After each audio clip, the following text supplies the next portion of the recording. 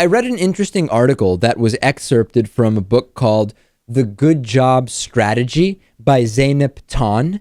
And the chapter I read, the anecdote I read, talks about how low wages are actually bad for business in terms of profit. And we've talked, Lewis, for a long time about the different ways in which having lower minimum wages and not paying a living wage and not providing good benefits, it might seem cheaper, but it actually is not. And this article, this piece of the book, outlines this absolutely clearly.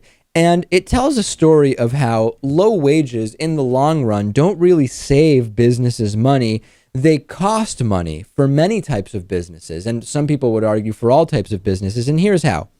If you pay employees less, and the book tells these stories with anecdotes of actual individuals, if you pay people less, you provide cheaper health care for them, you're saving money in the short term, but the employees aren't happy. They work just hard enough not to get fired. They don't treat smaller or they don't preventively treat health issues, which could lead to them actually having to take longer time off, or you're losing the employee altogether to long-term disability, etc. And this translates to employees that are not nearly as efficient and not nearly as happy. And over the long term, you need to replace them more often, and they don't provide the type of customer service that makes customers come back. If you pay higher wages and provide better health care, you actually have employees that are happier. They're not miserable to be at work. They could still be miserable because they don't like the job, but that's kind of an all else being equal consideration to be made.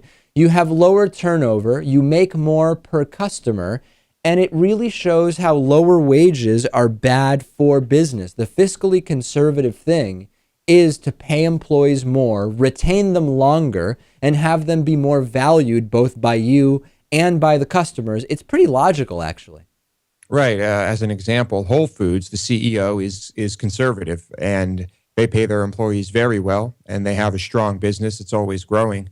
Of course, that's just one example. Yeah, and then Whole Foods has a number of other problems, including their opposition to Obamacare, but we could talk about Trader Joe's and others. I was involved in something personal that was similar to this. When I was in high school, I worked at Circuit City. We were well compensated on commission. We had the incentive to make sales.